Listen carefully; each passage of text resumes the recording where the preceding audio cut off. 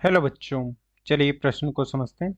चित्र में एक घर्षण रहित पथ दिखाया गया है। 2 m द्रव्यमान का एक ब्लॉक बी इस पथ पर स्थिर रखा हुआ है तथा m द्रव्यमान का एक ब्लॉक ए इस पथ पर दाहिनी ओर गतिशील कर दिया गया है। ए तथा बी में होने वाली टक्कर पूर्णतया प्रत्यास्थ है। ब्लॉक ए को कम से कम किस चाल से चलाना प्रारंभ करना चाहिए ताकि सोया हुआ व्यक्ति जाग जाए।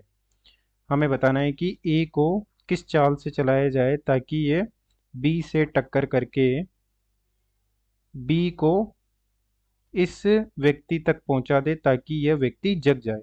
ऐसा हमें बताना है। मुख्य अवधारणा में हम देख सकते हैं कि माना कि कोई m1 द्रव्यमान की गेंद है जो कि u1 वेग से गतिशील है और ये गति करती हुई m2 द्रव्यमान की गेंद जो कि u2 वेग से गतिशील है से टक्कर करती है और टक्कर करने के बाद m1 द्रव्यमान की गेंद v1 वेग से तथा m2 द्रव्यमान की गेंद v2 वेग से गतिशील हो जाती है। तो चूंकि हम देख सकते हैं कि इस टक्कर में कोई बाह्य बल नहीं लग रहा है तो संवेग का संरक्षण होगा और संवेग संरक्षण से हम लिख सकते हैं कि m1 u1 सदिश प्लस m2 u2 सदिश बराबर होगा m1 v1 सदिश प्लस m2 v2 सदिश तथा ऊर्जा संरक्षण से हम लिख सकते हैं कि यांत्रिक ऊर्जा संरक्षण से हम लिख सकते हैं कि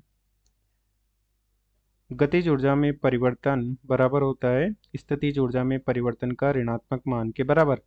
या हम लिख सकते हैं कि के फाइनल माइनस के इनिशियल बराबर होगा minus of you final minus you initial के। अब चलिए प्रश्न को हल करते हैं। प्रश्न में दिया गया है कि ए एम द्रव्यमान का एक बॉक्स है। ए का द्रव्यमान m है तथा b का द्रव्यमान 2m है। हमें पूछा गया है कि a को कितना वेग दिया जाए कि यह b से टकराए और b को जब टकरा दिया जाए तो b इस व्यक्ति से टकरा जाए ताकि यह व्यक्ति जग जाए। तो ऐसा हमसे पूछा गया है कि a का प्रारंभिक वेग ज्ञात कीजिए। माना कि a का प्रारंभिक वेग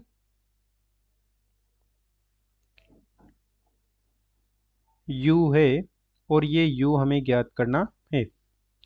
तो इसके लिए हम देख सकते हैं कि जैसे ही ये a इस h ऊंचाई से नीचे क्षैतिज पर पहुंचता है तो हमें पहले तो इसका क्षैतिज वेग ज्ञात करना होगा ताकि यह जब क्षैतिज पे पहुंचता है तो उसके टक्कर से पहले का क्षैतिज वेग ज्ञात करना होगा।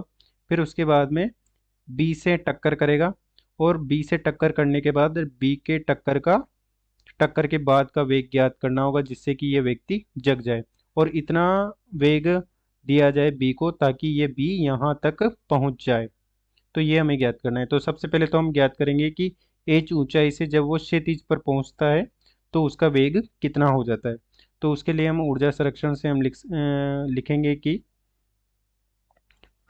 डेल्टा के बराबर हो जाएगा माइनस डेल्टा यू जो कि हो जाएगा के फाइनल माइनस के इनिशियल बराबर हो जाएगा you final minus you initial का ऋणात्मक मान। तो इसके लिए हम देख सकते हैं कि माना कि जैसे ही वो क्षैतिज पर पहुंचता है तो उसका वेग हो जाएगा v1। तो ये हो जाएगा 1/2 mv1। माना कि यहाँ पर इसका टक्कर से पहले का वेग v1 हो जाता है और प्रारंभ में इसके पास कोई गतिज ऊर्जा नहीं थी तो अर्थात उसका वेग शून्य था तो उसकी गतिज ऊर्जा प्रारंभ में हमने उसे u वेग से छोड़ा है और यही हमसे पूछा है कि उसे कितना वेग दिया जाए ताकि वह टक्कर करके बी को व्यक्ति तक पहुंचा दे। तो इसका प्रारंभिक वेग हो जाएगा 1/2 m u की घात 2 और हम देख सकते हैं कि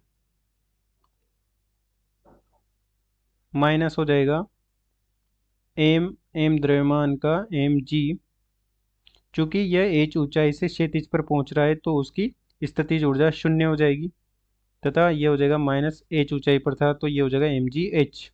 तो माइनस माइनस ये प्लस हो जाएगा और ये हो जाएगा एम जी एच, और ये हो जाएगा 1/2 एम वी वन की घात 2 माइनस यू की घात 2। एम से एम कट जाएगा और ये हो जाएगा वी वन बराबर 2 GH प्लस यू की घात 2 का वर्गमूल। और ये पहली समीकरण है, इसे हम स्टार समीकरण दे देते हैं, जो कि इस A1 का बॉक्स ए का टक्कर के पहले का वेग V1 है और हमें ज्ञात करना है U का मान। अब हम देखते हैं कि जैसे ही B से A टक्कर कर देगा तो उसे कितना वेग चाहिए यहाँ व्यक्ति तक पहुंचने के लिए। तो उसके लिए भी हम ऊर्जा संरक्षण से हम लिख सकते हैं कि के फाइनल माइनस के इनिशियल बराबर हो जाएगा minus of you final minus you initial.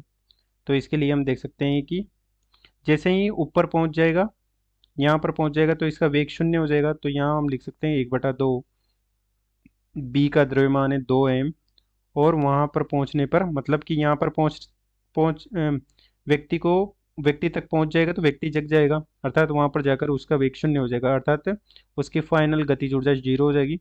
और टक्कर के बाद माना कि उसका वेग हो जाता है 2 mv/b का वर्ग, माना कि टक्कर के बाद उसका वेग vb हो जाता है। और यहाँ से हम लिख सकते हैं कि फाइनल h ऊंचाई पर पहुंच जाएगा तो उसकी ऊंचाई हो जाएगी 2 mg/h, और प्रारंभ में सतह पर था तो उसकी स्थितिज ऊर्जा शून्य हो जाएगी क्योंकि वो क्षैतिज पर ही स्थित था। तो ये सब जीरो हो जाएगा और ये हो जाएगा 1/2 माइनस 1/2 mv/b की घात 2, और बराबर हो जाएगा माइनस 2 mg/h। 2 m से 2 m कट जाएगा और vb का मान आ जाएगा वर्गमूल 2GH, जो कि टक्कर के बाद b का वेग है, जिससे कि ये इस वेग vb से ये ऊपर की ओर उठेगा, जो कि इसके टक्कर के बाद का है, माना कि ये। अब हम देख सकते हैं कि किस प्रकार की समीकरण बनेगी और क्या क्या उनके मान हैं। तो टक्कर से पहले टक्कर से पहले पहले ए का वेग है, टक्कर से पहले ए का वेग हो जाएगा, इसे हम स्टैंडर्ड तरीके से लिखते हैं कि कैसे हम लिखते हैं। टक्कर के पहले हम u1 u2 लेते हैं तो u1 का मान हो जाएगा v1, जो कि यहाँ पर हमने ज्ञात कर लिया है। टक्कर के पहले v1 वेग से आता है और टक्कर के पहले b का वेग है u2 बराबर 0, तथा टक्कर के बाद v, इसे a लिख देते हैं ua, और va जो कि टक्कर के बाद का वेग है, और इसे हम दे देते हैं v डैश। और टक्कर के बाद b का वेग हो जाता है vb, और vb का मान हमने निकाल लिया जो कि है वर्गमूल 2GH। तो इस प्रकार से हमने टक्कर के पहले के वेग और टक्कर के बाद के वेग निकाल लिए हैं। तो इससे हम संवेग संरक्षण लगा देंगे। तो संवेग संरक्षण से हम लिख सकते हैं कि संवेग संरक्षण से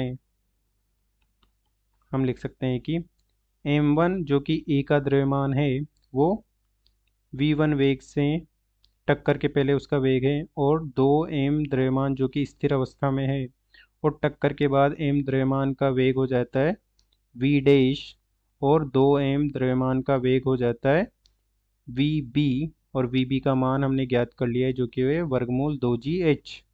तो यहाँ से हम मान लिख देंगे, ये हो जाएगा mv1 बराबर हो जाएगा m माइनस हो जाएगा, इधर ले आते हैं हम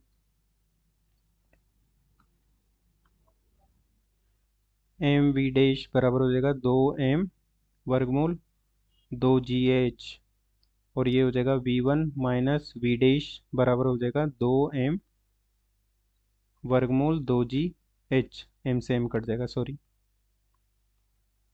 तो ये आ जाएगा 2 वर्गमूल 2GH, और ये हो गया माना कि समीकरण नंबर 1। और अब हम इसमें ऊर्जा संरक्षण लगा देंगे। तो ऊर्जा संरक्षण से हम लिख सकते हैं कि चूंकि टक्कर पूर्णतः प्रत्यास्थ है, तो टक्कर के पहले की गतिज ऊर्जा जो कि हो जाएगी 1/2 m × v1 की घात 2 प्लस हो जाएगा 1/2 × 2m, जो कि स्थिर अवस्था में था तो ये 0 हो जाएगा, और ये हो जाएगा 1/2 टक्कर के बाद का वेग हो जाएगा m v1 की घात 2, सॉरी v डैश की, v डैश है v डैश की घात 2, और ये हो जाएगा 1/2 × 2m, और टक्कर के बाद का वेग है vb, और vb का मान है वर्गमूल 2GH, जो कि हमने रख दिया है डायरेक्ट। और यहाँ से हम निकाल सकते हैं कि v1 की घात 2 माइनस v डैश की घात 2 बराबर हो जाएगा 2 वर्गमूल 2GH गुणा हो जाएगा 2GH, और ये हो जाएगा समीकरण नंबर 2। और समीकरण नंबर 1 का हम 2 में भाग दे देंगे, तो ये हो जाएगा, इसको हम लिख सकते हैं v1 प्लस v डैश और v1 माइनस v डैश बराबर हो जाएगा ये 2 वर्गमूल 2GH और हमने समीकरण नंबर 1 का भाग दे देंगे, तो ये हो जाएगा v dash, sorry v1 minus v dash, और बटे में हो जाएगा 2 वर्गमूल 2GH। तो इससे ये कट जाएंगे और ये कट जाएगा, तो हमें मिल चुका है कि v1 प्लस v डैश बराबर हो जाएगा वर्गमूल 2GH, जो कि समीकरण नंबर 3 हो जाएगा। और समीकरण नंबर 1 व समीकरण नंबर 3 से हम v1 डैश का मान ज्ञात कर सकते हैं, जो कि हो जाएगा